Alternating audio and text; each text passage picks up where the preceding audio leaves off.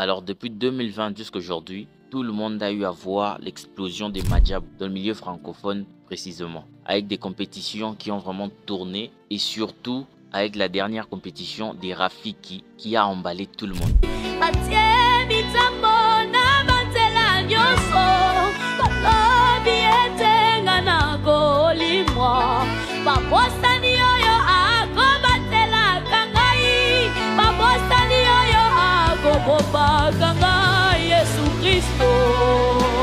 Alors tout le monde voit maintenant que Madjabou est en train de faire tellement de bien à plusieurs personnes et se disent que mais vraiment en retour comment Madjabou peut gagner parce que c'est surréaliste ça. Alors petit disclaimer, le but n'est même pas vraiment de salir l'image ou tout ça parce qu'il y a toujours des gens sur les réseaux qui viennent pour dire voilà tu es en train de gâcher l'image. Rien à voir avec tout ça. Alors pour l'histoire, Madjabou a été créé en 2020 par le pasteur Roy Bondo, le pasteur de l'église Prince de Paix à Kinshasa. C'est un homme de Dieu, mais surtout un entrepreneur. Il a vraiment beaucoup d'argent. Si on doit parler rapidement de son histoire, c'est un homme qui investit beaucoup dans le business, bien évidemment. Et son niveau de rentabilité, ça s'est fait très bien voir avec Madjabou. Parce que rassembler autant de têtes d'affiches comme Mike Kalambai, Rosny Kaïba, Deborah Lukalu, le pasteur Lord Lombo, c'est pas gratuit, ça demande énormément d'argent. Bien évidemment, c'est des hommes de Dieu, ils viennent là pour les âmes, pour l'avancement du milieu gospel, mais en contrepartie, leur temps est tellement réparti que tu ne peux pas le faire asseoir là gratuitement. C'est-à-dire qu'il y a beaucoup d'argent dépensé. Alors, en soi d'abord, c'est quoi Madjabou Gospel? Madjabou Gospel, c'est un label. Avant de voir toutes ces histoires de l'aspect compétition, etc. C'est d'abord un label. Ça produit les artistes. Mais dans leur technique de marketing pour sortir du lot, bien évidemment, le pasteur Roy Bondo a eu l'idée magnifique de créer une compétition à la manière des The Voice. C'est une technique de percer.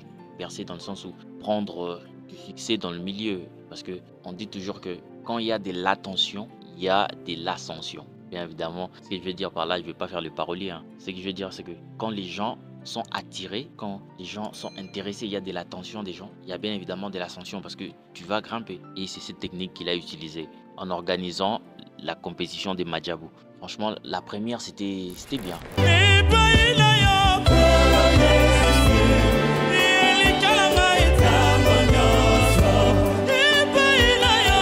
La première compétition, il y avait plusieurs personnes, plusieurs têtes d'affiche aujourd'hui qui sont sorties du lot.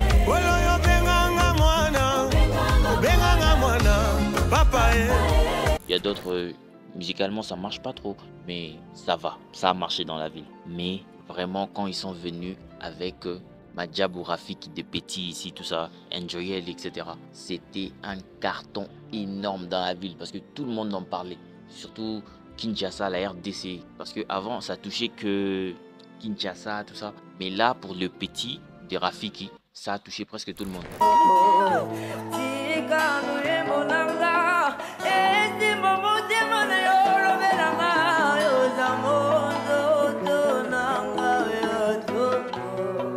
Attention baby, come on.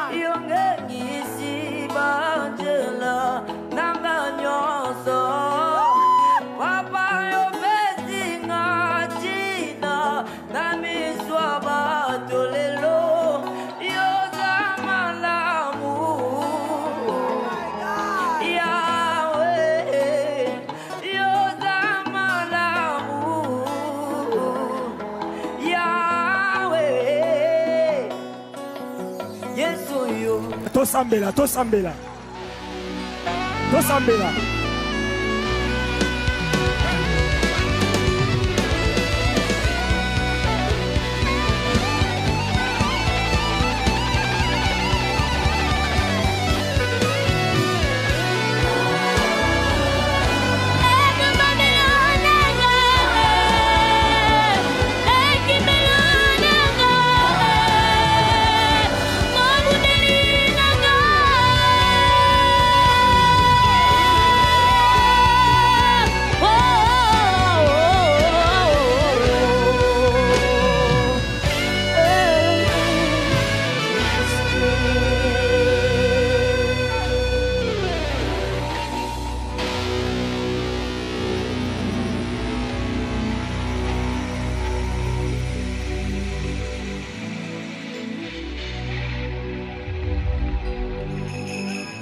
Est-ce qu'on peut acclamer pour Dieu?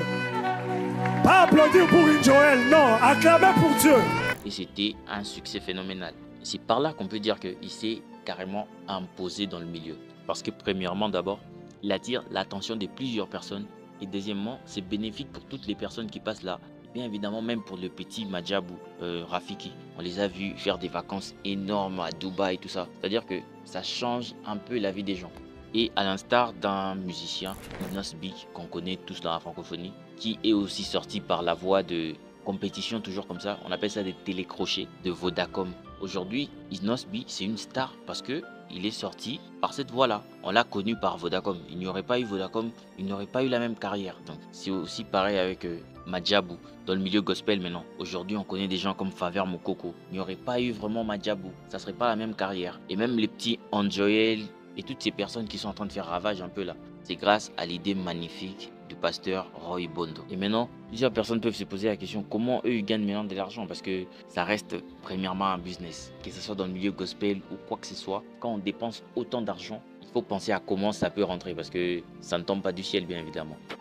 Et premièrement, dans ces genres de télécrochets, on croit que c'est les personnes qui sont en train de participer qui gagnent le plus, ou la personne qui fait sortir l'argent qui perd. Alors que non, il y a toujours cette manière de rembourser l'argent perdu par premièrement des votes et deuxièmement la meilleure manière vraiment de rentabiliser dans tout ça, c'est la notoriété déjà établie. Parce que grâce à cette notoriété, ils ont pu prendre des productions comme l'album de Pasteur Atoms, l'album de Le Psaume, Pasteur Atoms et sa femme Nadège. C'est Madjabou qui a produit ça. Et bien évidemment, il y a rentabilité parce que l'album a bien tourné avec des chansons comme Emmanuel et j'en passe. Bakossa et Lokoté, franchement, l'album a fait carton. Et troisièmement, la meilleure manière vraiment de rentabiliser de Madjabou, c'est la production du label. Parce que quand on crée ces genres de télécrochets, ça attire l'attention des gens vers des artistes qui sont signés chez eux. Et du coup, ils deviennent comme leurs artistes. Je citerai les noms notamment des personnes comme Lokwa Grace, Christian Mukuna, eux deux qui ont fait la chanson, Ozwanga Boumwana qui a vraiment tourné, Faveur Moukoko avec sa chanson Rémunérateur. Franchement, la chanson, elle a bien tourné pour toutes les personnes qui sont en galère de mariage, tout ça. Ils se sont retrouvés. Tu es tellement bon.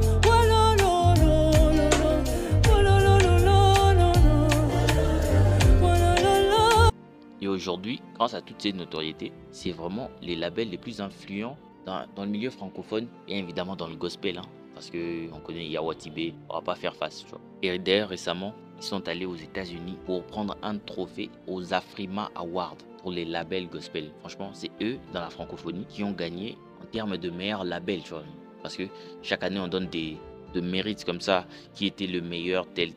Et eux, ils sont allés là-bas, vraiment, et ils ont gagné. Ils étaient même représentés par plusieurs personnes, bien évidemment, leurs présentateurs, mais aussi Mike Alambaï et Maman Sandra Mboui. Ils se sont même rencontrés avec Fali, tout ça. Je crois que plusieurs personnes ont eu à voir les vidéos et les photos. Et aujourd'hui, ils sont en train de faire vraiment beaucoup de bien à la jeunesse chrétienne qui veulent évoluer dans le milieu musical. Parce qu'avant, toutes les choses n'étaient pas structurées. On a bien évidemment vu même la production du concert de Mike Alambaï. C'était énorme au stade des Martyrs.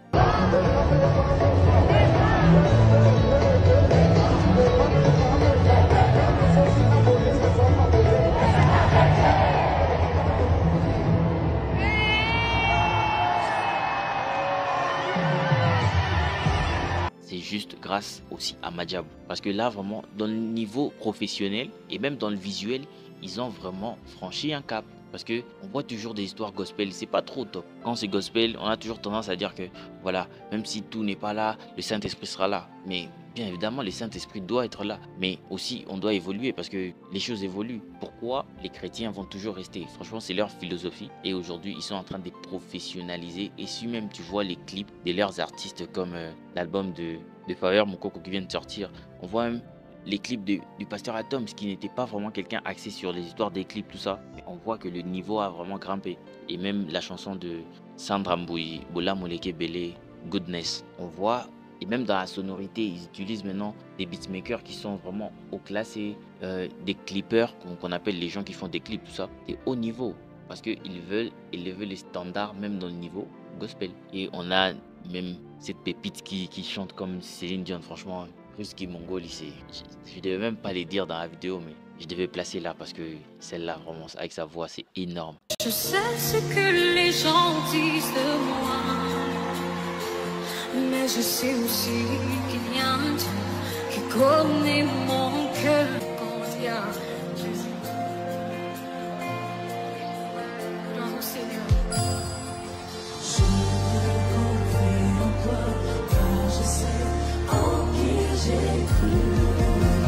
Moi je sais qu'il y a un Dieu dans les cieux qui console et justifie. Oh oui, je sais. Et elle est aussi connue grâce à Madjabou.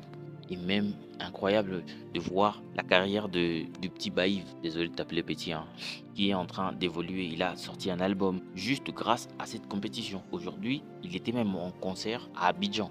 Donc, tu vois comment ça franchit les caps. Et ils ont vraiment essayé des stratégies marketing pour gagner dans le milieu francophone.